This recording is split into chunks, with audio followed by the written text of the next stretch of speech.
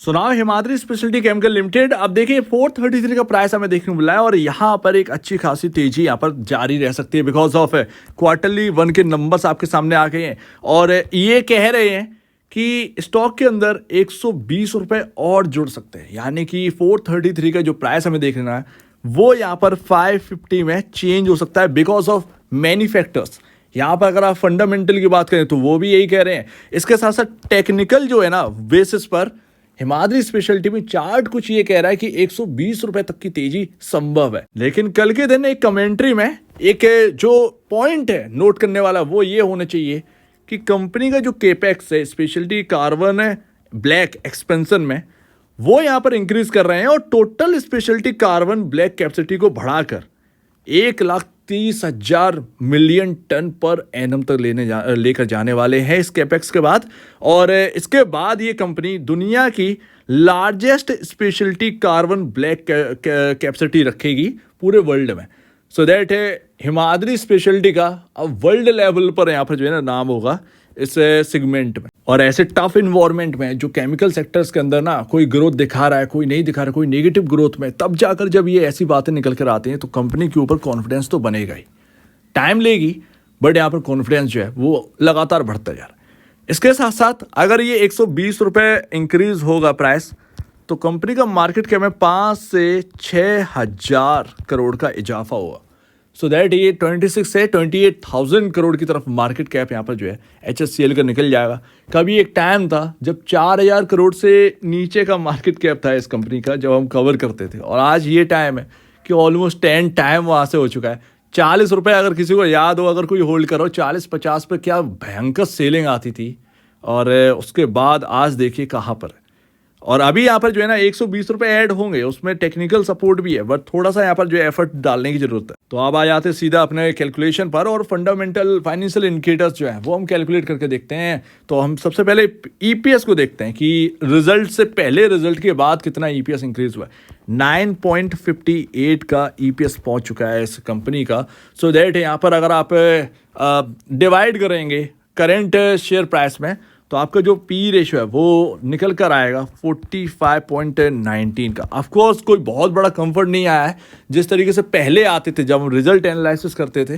तो पहले यहाँ पर जो है ना कभी कभार 8-8, 10-10 पॉइंट यहाँ पर जो है ना P रेशियो से गायब हो जाते थे because of good and excellent results. But अभी यहाँ पर जो है ना थोड़ा बहुत ही आपको देखने को मिलता है। बट यहाँ पर जो है ना यही सबसे बड़ी बात है कि 45.19 पर आपका P रेशियो चल रहा है, बट इंडस्ट्री P आप देखिए 63.53 पर चल रहा है। इवन आपके जो पीयर कंपैरिजन है वो कहाँ पर चल रहे हैं वो भी हम देखेंगे। बट यहाँ पर बुक वैल्यू 64.69 पर पहुंच चुका है और book value price to book value अगर आप देखें तो 6.69 पर है।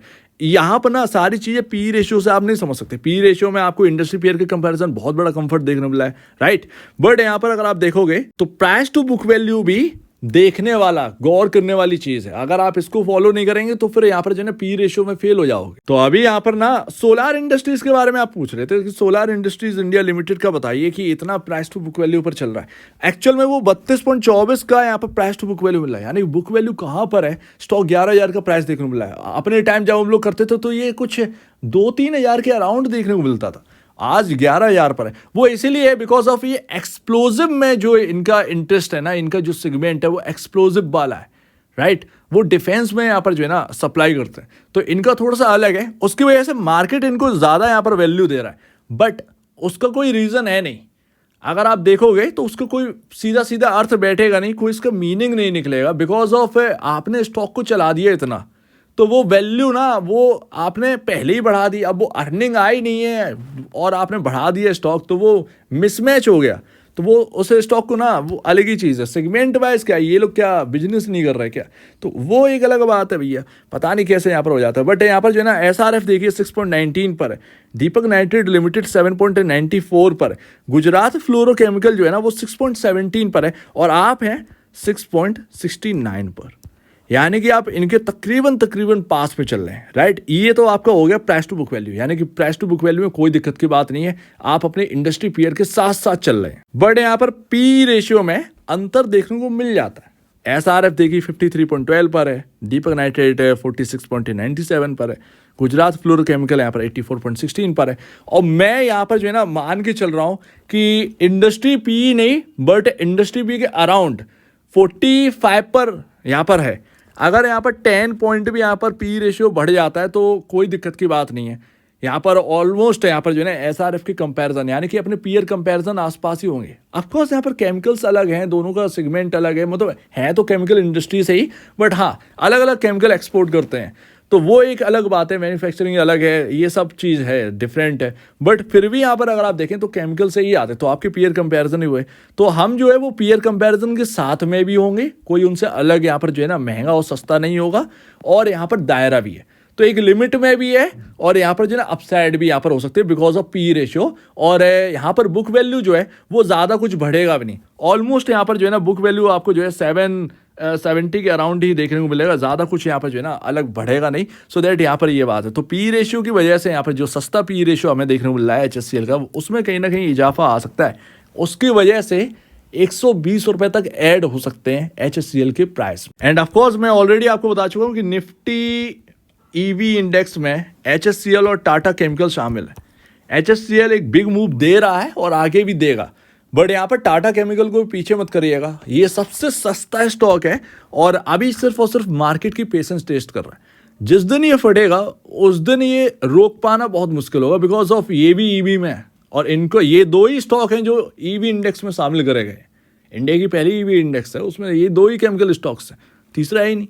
तो यहाँ पर प्रोमोटर यहाँ पर जो है ना इंक्रीज कर रहे हैं अपना 44% से 50.20% अभी देखने को मिल रही है, जो कि कह रहा है कि प्रोमोटर जो माइनॉरिटी स्टेक में थे पहले अब मेजॉरिटी स्टेक में इस कंपनी के अंदर आ चुके, तो प्रोमोटर का कॉन्फिडेंस जो है वो इंक्रीज हुआ है और मेजॉरिटी स्टेक इसके अंदर कंपनी के अंदर हासिल कर ली है। अब बात करते हैं लास्ट, तो आपने ये तो समझ लिया होगा कि 120 रुपए कैसे ऐड हो सकते हैं बिकॉज ऑफ पी रेशियो और आपका 9.58 का यहाँ पर जो है ना EPS चल रहा है। तो अगर 10 का पी रेशियो बढ़ेगा सो दैट 95 रुपए ऐड होते हुए देखेंगे। तो ये आपका मोटा मोटा 100 रुपए तो यहाँ पर जो है ना एडिशन कहीं ना कहीं होना ही चाहिए, ये मेरा पर्सनल व्यू है। अभी तक तो यहाँ पर कामयाब रहे हैं, आप देखते हैं कि यहाँ पर जो है ना किस तरीके से यहाँ कामयाबी होती है। तो ये तो आपका फंडामेंटल बेसिस पर मैंने किया, बट यहाँ पर टेक्निकल बेसिस पर करना है। टेक्निकल बेसिस में क्या है, टेक्निकल बेसिस में तो ये कह रहा है कि भैया 100 रुपए तो रखे हैं, 100 रुपए 110 रुपए तो रखे हुए हैं बिकॉज ऑफ दिस पैटर्न। और जब भी ये पैटर्न सक्सेसफुल होता है ना तो वो फिर कहीं ना कहीं होता ही है, जो एक दिखता है वो होता ही है। और जो गैप है वो 100 रुपए का अपने को देखने को मिलता है, राइट। तो अभी यहाँ पर ना अगर आप देखोगे तो यहाँ पर 380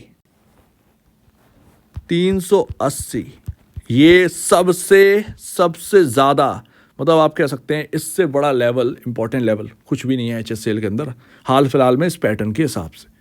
मूविंग एवरेज से ऊपर चल रहा है, राइट। यहाँ पर ना पैटर्न भी एक अच्छा खासा बना हुआ है, तो ये इंडिकेशन है। तो फंडामेंटल एनालिसिस में भी इंडिकेशन यही है कि 100 रुपये बढ़ जाएगा, 100-110 रुपये, और टेक्निकल बेसिस पर भी यही है। अब देखते हैं यहाँ पर होता क्या है। और यहाँ पर 380 मोस्ट इम्पॉर्टेंट लेवल है, ठीक है। और इम्पॉर्टेंट लेवल आपका ये यानी कि 400 से 380, ये 20 रुपए की जो रेंज है वो काफ़ी टफ और इम्पॉर्टेंट और सपोर्टिंग रेंज होने वाली है। और अगर किसी वजह से स्टॉक नीचे आता भी है तब भी यहाँ पर जो है आपके सामने ये रेंज है, यहाँ से वो सपोर्ट लेगा। लेकिन अगर वो 380 टूटेगा तो फिर देखते हैं क्या होता है। बट यहाँ पर जो है ना मूविंग एवरेज भी धीरे धीरे ऊपर आ ही रहे हैं, तो मुझे लगता है कि ये 380 ना बहुत ही ज़्यादा इंपॉर्टेंट लेवल रहेगा। एक और बात कि यहाँ पर ट्रेंड लाइन को देखिए, बहुत सारी चीज़ें हैं जो ये कह रहा है कि HSCL के अंदर मूव पॉसिबल बड़ा। ट्रेंड लाइन ड्रॉ कर लीजिए, मेरी मानिए तो ट्रेंड लाइन ड्रॉ कर लीजिए, चाहे आप शॉर्ट टर्म वाले हो, चाहे आप एंट्री लेना चाह रहे हो HSCL के अंदर, चाहे आप एंट्री ले चुके हो या एक लंबे वक्त से कर रहे हैं और बहुत ही निचले लेवल। अगर किसी ने उस वक्त 40-50 रुपए पर ले रखा है और अभी भी होल्ड कर रहे हैं, मेरे ख्याल से लॉन्ग रहने चाहिए बिकॉज ऑफ EV इंडेक्स में भी शामिल हो चुका है, उसके फंड भी यहाँ पर फ्लोज आते रहेंगे। तो मुझे लगता है कि यहाँ पर जो है ना अब आपको यहाँ पर जो है पीछे नहीं हटाना चाहिए। ज़्यादा से ज़्यादा गिरेगा, कितना गिरेगा, बहुत लंबे टाइम से रखने वाले, यही तो बेनिफिट होता है। यही तो बेनिफिट होता है। किसी ने 100 रुपये पर भी खरीद रखा ना, तब भी उसको जो है प्रॉब्लम की बात है, ज़्यादा से ज़्यादा कितना स्टॉक टूट जाएगा बॉस आपके, तब भी आपके रेट तक नहीं पहुंचेगा। उसके लिए कोई बहुत बड़ी वजह चाहिए, तब आपके पास आपके रेट पर पहुंचेगा। लेकिन क्या वो अंडर वैल्यूड नहीं होगा? एक बात अगर आप सोचें तो क्या वो अंडर वैल्यूड नहीं होगा उस वक्त? तो जो लंबे टाइम से रख रहे हैं वो तो भाई चुपचाप बने रहे, 100, 150, 200 रुपये का रखे हुए हैं, ठीक है। तो ये चीज़ है। तो यहाँ पर ना शॉर्ट टर्म वाले ये ट्रेंड लाइन को यहाँ पर नोट कर लीजिए अपने 1 डे कैंडलस्टिक चार्ट पर, ठीक है, कुछ इस तरीके से बना लीजिए। अब ये ट्रेंड लाइन इतना इंपॉर्टेंट क्यों है? देखिए यहाँ से चल रही है, ठीक है, ये चली, अभी ऊपर गया, टूटा, बट कहाँ से सपोर्ट लिया? ट्रेंड लाइन से सपोर्ट लिया। फिर टूटा, फिर कहाँ से सपोर्ट लिया? ट्रेंड लाइन से सपोर्ट लिया।